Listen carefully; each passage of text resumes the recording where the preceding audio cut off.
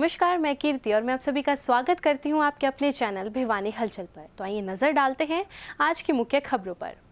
स्थानीय महम गेट स्थित परशुराम भवन में समस्त ब्राह्मण सभा द्वारा सम्मान समारोह का आयोजन किया गया, जिसका मुख्य उद्देश्य समाज को जोड़ना व समाज में संस्कारों को पोषित करना रहा। इस अवसर पर भिवानी महेंद्रगढ़ सांसद चौधरी धर्मवीर सिंह व पूर्व मंत्री वासुदेव शर्मा सहित अनेक गणमान्य व्यक्ति उपस्थित रहे। शनिवार को चौखानी स्टेट स्थित परशुराम भवन में समस्त ब्राह्मण सभा द्वारा सम्मान समारोह कार्यक्रम का आयोजन किया गया। इस अवसर पर भिवानी महेंद्रगढ़ सांसद चौधरी धर्मवीर सिंह ने बतौर मुख्य अतिथि शिरकत की।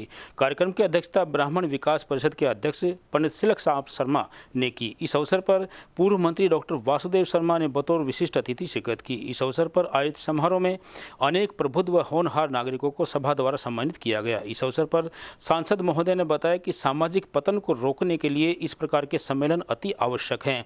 इसलिए समाज की बुराइयों को दूर करने के लिए जब भी ब्राह्मण सभा द्वारा कदम आगे बढ़ाए जाएंगे तो वो उनका हर संभव सहयोग करेंगे। वहीं डॉक्टर वासुदेव शर्मा ने उनका मुख्य उद्देश्य यही बताया कि सर्व समाज को जोड़ना है और बुराइयों को दूर करना है। वहीं उन्होंने कहा कि वे भिवानी के सभी विधानसभा क्षेत्रों में जाकर कार्यकर्ताओं के साथ बैठक करेंगे ताकि लोगों को सामाजिक बुराइयों को रोकने के लिए जागरूक किया जा सके। कार्यक्रम में मुख्य अतिथि के तौर पर उपस्थित चौधरी धर्मवीर सिंह जी, उनका बहुत बहुत धन्यवाद करती हूं कि आज वो इस कार्यक्रम की शोभा बढ़ाने के लिए यहाँ उपस्थित हुए। उनका हार्दिक अभिनंदन है। मंचासीन जितने भी गणमान्य व्यक्ति बैठे हैं उनका हाथ जोड़ के नमन करती हूँ।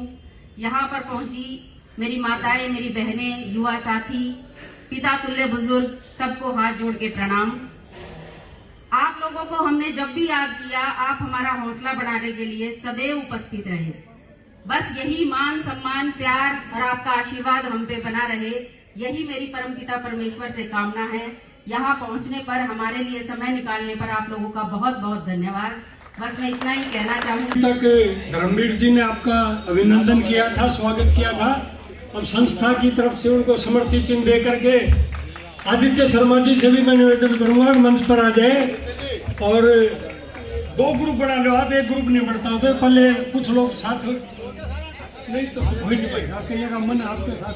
मनोज भाई आ जाओ, खुले हो जाओ, खुले हो जाओ, खुले हो। डॉक्टर वासुदेव शर्मा जी को जो जिम्मेवारी लगाई है, उस जिम्मेवारी को समाज को करने के लिए आप लोगों को एक निर्णय लेकर के जाना है, एक संकल्प लेकर के जाना है।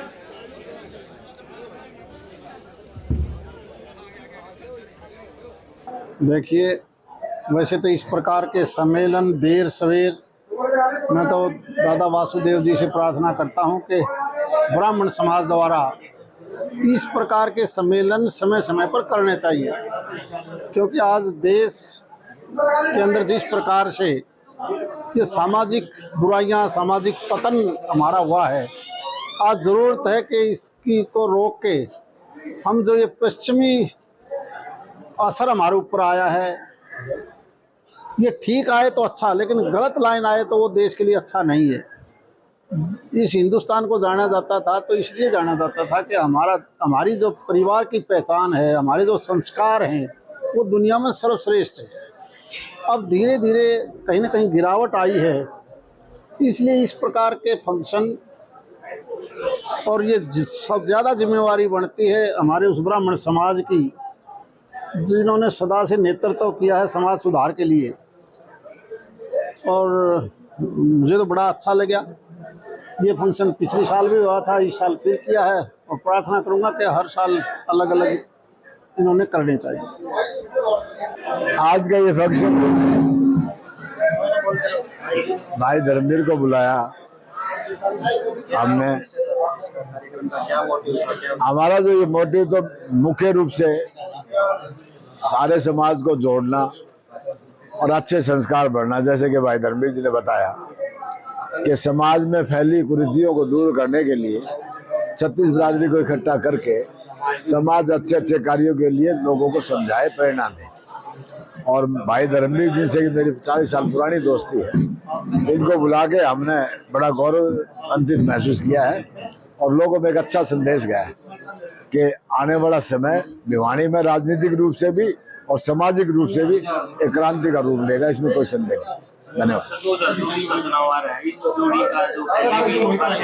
देखिए, चौधरी धर्मवीर जी मेंबर पार्लियामेंट है, हमारे सांसद हैं, और मैं पहले भी कह चुका कि मैंने कोई चुनाव नहीं लड़ना। मैं अच्छे व्यक्ति का, अच्छे पार्टी किसी का भी हो, किसी पार्टी से उम्मीदवार हो, अच्छे व्यक्ति का मैं समर्थन करूंगा, उसको सहयोग दूंगा, उसके लिए दिन रात लड़ाई लड़ूंगा। अच्छे संस्कारों वाले व्यक्ति का, अच्छे ईमानदार बढ़िया संस्कारों वाले व्यक्ति की मैं भिवानी की राजनीति में जो आप किस प्रकार देख रहे हो लोकसभा चुनाव किन लोगों को देख रहे हो, क्या क्या कमियां रही? देखिए, मैं अपने भाषण में भी कह चुका कि जनता भी जागरूक होगी, लोग भी जागरूक हो गए। अब जो तीसरी मंजिल से जो नेता लोग बात करते थे, अब वो काठ की हंडी बार बार नहीं चढ़ेगी। अब लोगों के बीच में रह के, और मैं इस बात का श्रेय भाई धर्मवीर को देता हूँ कि जो ये गैप जो था ना, ये जो धर्मवीर की देन है, जो भिवानी में जो बड़े बड़े नेता तीसरी मंजिल से बात करते हैं, लोगों के बीच में आके बात करते हैं, या फिर चौधरी देवीलाल थे, जिन्होंने जो ये डिप्टी कमिश्नर एसएसपी महोदय जो बड़े बड़े राजा बने बैठे थे, जो पर्दे लगा के बात करते थे, आम आदमी का मिलना दूभर था, उनको लोगों के बीच में लाने का जो कार्य किया वो चौधरी देवीलाल ने किया। आज का समस्त ब्राह्मण समाज भिवानी का जो फंक्शन का आयोजन है, ये एक सामाजिक समरसता का प्रतीक है। ये कोई किसी प्रकार राजनीति से जुड़ा हुआ वो नहीं है। भगवान परशुराम भवन जो है, ये 36 बिरादरी का भवन है। इसके में जो भी आयोजन होता है वो एक आपस में समाज की समरसता बनाए के लिए, रखने के लिए किया जाता है। तो वही स्थिति में आज के मुख्य अतिथि हमारे सांसद जी चौधरी धर्मवीर सिंह जी उपस्थित हुए।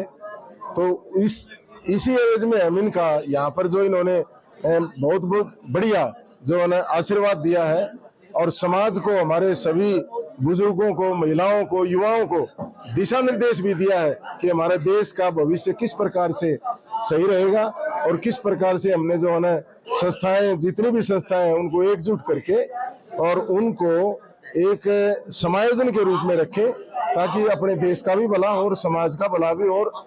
प्रदेश के मुख्यमंत्री मनोहर लाल खट्टर के भिवानी दौरे को लेकर शनिवार को पीडब्ल्यूडी रेस्ट हाउस में सीएम ओएसडी जोहार यादव की अध्यक्षता में एक मीटिंग का आयोजन किया गया है। कार्यक्रमों की रूपरेखा भी तैयार की गई।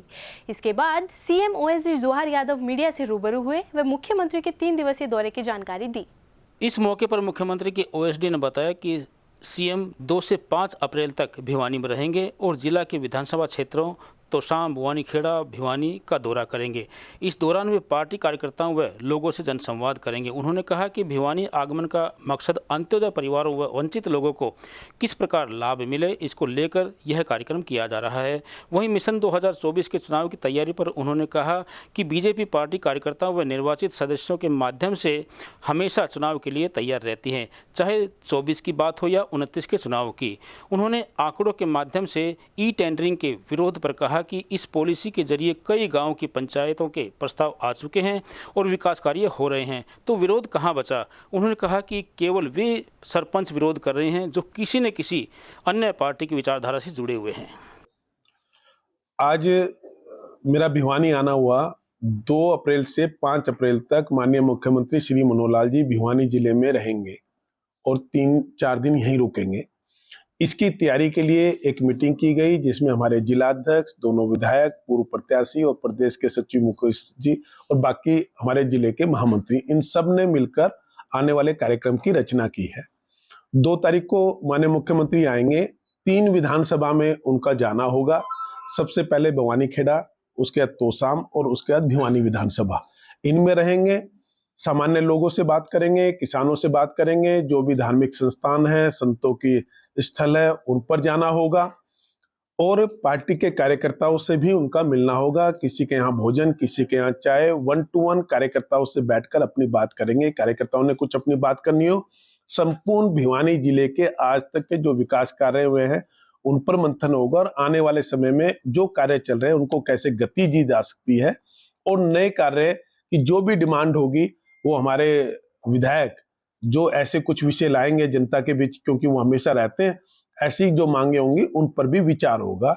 इसके नाते मुख्यमंत्री 2 अप्रैल से लेके और शाम 5 अप्रैल तक भिवानी के प्रवास पर होंगे। देखिए, मुख्यमंत्री लगातार लोगों के बीच जाएंगे। अनेकों हर रोज तो दिन में 2 बार 1 बार ऐसा करके उनके लगभग 4-5 जनसंवाद है, जिसमें सामान्य व्यक्ति जाकर मिलकर अपनी बात रख सकता है। उसके अलावा अन्य को समुदायों के बीच भी बात करेंगे और पार्टी कार्यकर्ताओं से मिलेंगे। तो उसके माध्यम से जो भी चीजें होंगी, जिनको भी मिलने की इच्छा होगी, वो पार्टी जिलाध्यक्ष से बात करके, शंकर धुप्पड़ जी से, उसके माध्यम से मुख्यमंत्री से मिल सकते हैं। मिशन 2024 के चुनाव की तैयारी मानी जाएगी। मिशन 2024 और मिशन 2029 भारतीय जनता पार्टी अपने निर्वाचित सदस्यों और कार्यकर्ताओं के माध्यम से लगातार चुनावी मोड में रहती हैं। तो हमारा कार्यकर्ता तो लगातार चुनावी तैयारी में ही रहता है और लोगों के विकास के लिए काम करते हैं। मुख्यमंत्री जी की विशेषता यह है, इसको आप 24 कहिए या 29 कहिए, कि गरीबों को अधिकतम लाभ कैसे मिले, जो वंचित लोग हैं उनको लाभ कैसे मिले, हम सब मिलकर उसकी रणनीति बना रहे हैं।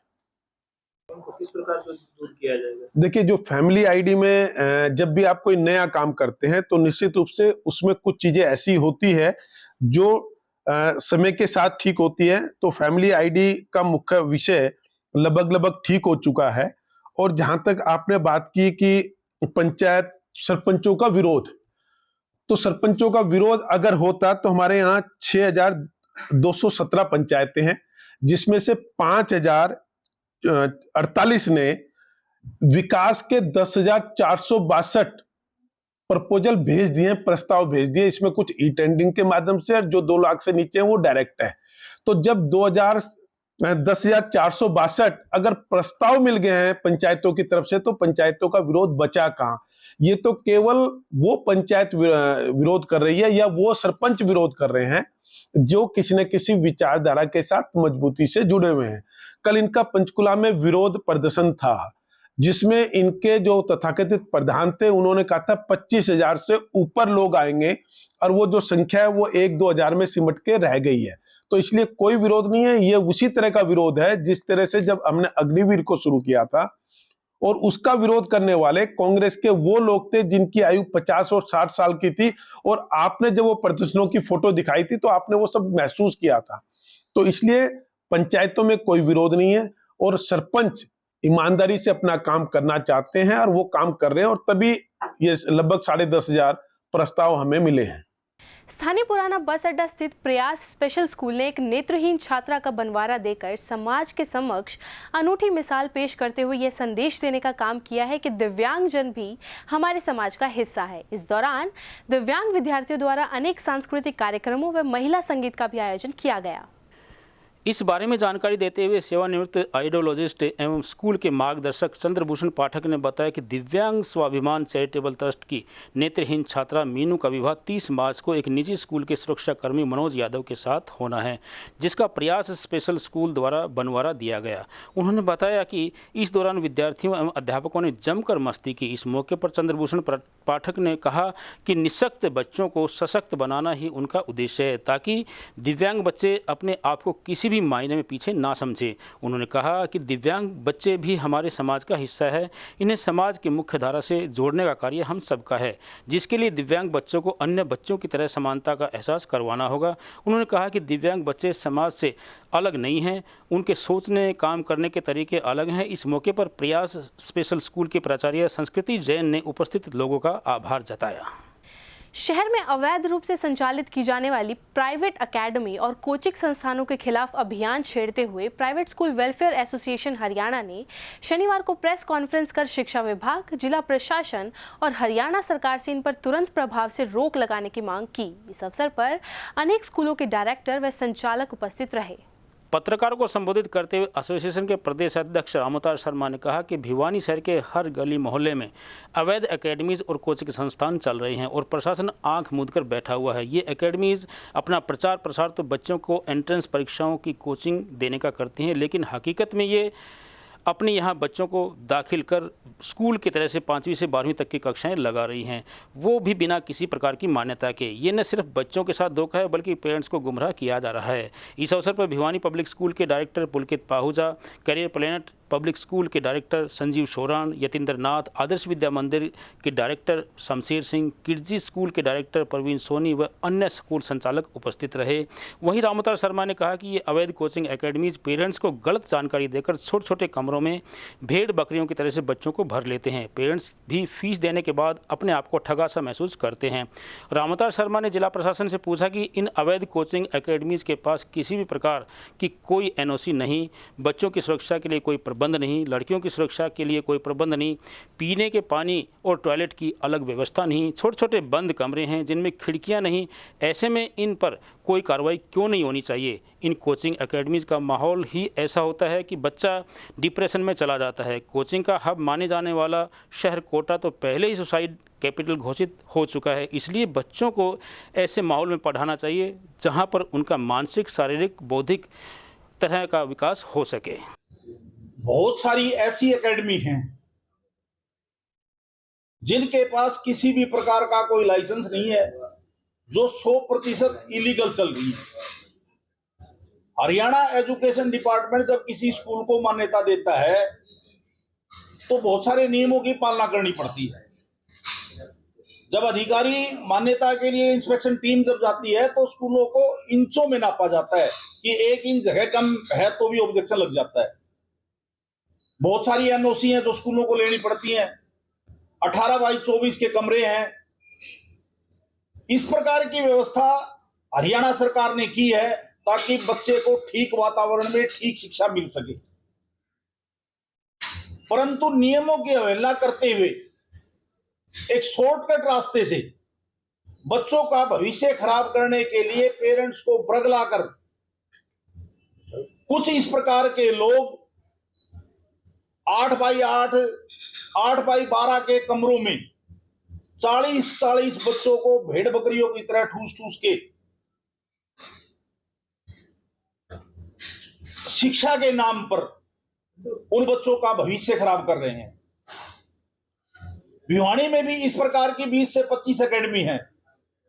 ये लोग पहले तो +1 और +2 के बच्चों को एडमिशन करते थे। ये एक पैकेज देते थे पेरेंट्स को, साइंस के नाम पर, बच्चे की स्टडी के नाम पर, हम बच्चे की नीट क्लियर करवा देंगे, हम बच्चे का ये करवा देंगे, वो करवा देंगे। इस प्रकार के प्रलोभन देकर, और पेरेंट्स बेचारा समय की कमी के कारण वो ये सोचता था क्या पता तेरा बच्चा यहाँ सुरक्षित हो, तो इस प्रकार बरगलाकर एक मुश्त फीस लेकर, पूरे साल की फीस इकट्ठी लेकर और उन अकेडमीज में दाखिले इन बच्चों के वो करते थे और आज भी वो कर रहे हैं। और इस साल तो पहले 11वीं 12वीं के थे, इस साल तो बहुत सारे बोर्ड लगा रखे हैं 6ठी से 12वीं कक्षा तक के। एक तरफ तो हरियाणा सरकार जो अनरिकॉग्नाइज्ड स्कूल हैं उनके खिलाफ कार्रवाई करने पे लगी हुई है कि इन स्कूलों के पास टेम्परेरी मान्यता है, वो 20 साल से बेचारे स्कूल चला रहे हैं, इंफ्रास्ट्रक्चर भी उनका पूरा है, बस जमीन की थोड़ी सी कमी है। और इस प्रकार की जो एकेडमी है जो बिल्कुल इलीगल है, उनके खिलाफ कोई भी कार्रवाई नहीं हो रही है। मैं पिछले दिनों हम हमारे एसोसिएशन का प्रतिनिधिमंडल जो पिछले हमारे यहाँ उपायुक्त महोदय थे उनसे मिले, हमने ये बात उनके सामने रखी, तो हमने उनको एक रिक्वेस्ट लेटर दिया कि इस प्रकार की एकेडमी है, इनके खिलाफ कार्रवाई की जाए। तो उन्होंने वो डीओ को फॉरवर्ड कर दिया। डीओ को कहा उन्होंने कि आप इनकी जांच करें और वो रिपोर्ट मेरे को भेजें। डीओ भिवानी ने उन एकेडमियों में छापेमारी करके अपनी टीम बना के वहां एकेडमियों में गए और उनकी रिपोर्ट तैयार करके डीओ भिवानी ने वो रिपोर्ट डीसी साहब को भेजी। इन बिटवीन जो पुराने डीसी थे उनका तबादला हो गया। ऐसी एकेडमियों के खिलाफ डीओ ने तो रिपोर्ट दे दी, पर वो डीसी ऑफिस में जाके, क्योंकि डीसी साहब का तबादला हो गया, तो उस पर कोई भी कार्रवाई अमल में नहीं लाई गई। आप पत्रकार साथी जागरूक प्रजातंत्र का चौथा स्तंभ है। बच्चे को शिक्षा, जब सरकार बात करती है क्वालिटी एजुकेशन की, बच्चे की शिक्षा, जहां बच्चा शिक्षा ग्रहण कर रहा है वहां का वातावरण अच्छा होना चाहिए, वहां खेल का मैदान भी होना चाहिए, वहां हवादार कमरे भी होने चाहिए, वहां पानी की व्यवस्था भी होनी चाहिए, वहां हाइजीनिक का सर्टिफिकेट भी होना चाहिए, वहां अग्निशमन, ये इस प्रकार की जो भी चीजें हैं वो सब नियम जब सरकार प्राइवेट स्कूलों पर लागू है तो ये एकेडमियां इलीगल कैसे चल रही है। तो आपके माध्यम से सरकार से आग्रह कर रहा हूं कि इस प्रकार की जो एकेडमी है उनको बंद किया जाए तुरंत प्रभाव से। युवाओं को नशे से दूर करने के लिए national college of education Loharu के छात्रों ने शनिवार को जागरूकता रैली निकालकर युवाओं को जागरूक किया। रैली को कॉलेज प्राचार्य डॉक्टर पश्मिता चौधरी ने हरी झंडी दिखाकर रवाना किया। वे बच्चों को संबोधित भी किया। इस अवसर पर छात्र छात्राओं सहित समस्त स्कूली स्टाफ भी मौजूद रहा। बच्चों को संबोधित करते हुए प्राचार्य पुष्पिता चौधरी ने कहा कि नशा हमारे समाज को दीमक की तरह से खोखला कर रहा है। नशे का व्यापार व सेवन का स्तर बढ़ता जा रहा है। युवा आए दिन नशे के कारण अपनी जान गंवा रहे हैं। उन्होंने जागरूकता रैली के माध्यम से नशे से दूर रहने की अपील की। रैली में शामिल छात्र छात्राओं ने जन जन की यही पुकार नशा मुक्ति हो हर परिवार जैसे नारे के साथ शहर का भ्रमण किया। बवानीखेड़ा में खुलेआम मारपीट करने के मामले में आरोपियों की गिरफ्तारी न होने के चलते शनिवार को बवानीखेड़ा शहर के सैकड़ों लोगों ने इकट्ठा होकर बवानीखेड़ा थाना पर धरना प्रदर्शन किया। वे जल्द से जल्द पीड़ित को न्याय दिलवाने की मांग भी की। बीते दिनों बवानीखेड़ा कस्बे में हुई मारपीट मामले में कार्रवाई की मांग को लेकर कस्बा वासियों ने पुलिस प्रशासन के खिलाफ प्रदर्शन किया। वहीं प्रदर्शन करने के बाद पीड़ित पक्ष को न्याय दिलाने की मांग को लेकर सभी प्रदर्शनकारी बवानीखेड़ा थाने में पहुंचे और थाना एसएचओ से आरोपियों को पकड़ने की मांग की ताकि आरोपी को पकड़ा जा सके और जो भी पीड़ित पक्ष है उसको न्याय मिल सके। खबरों का सिलसिला यूं ही जारी रहेगा। मुझे और भिवानी हलचल की टीम को दीजिए इजाजत और बने रहिए आपके अपने चैनल भिवानी हलचल के साथ।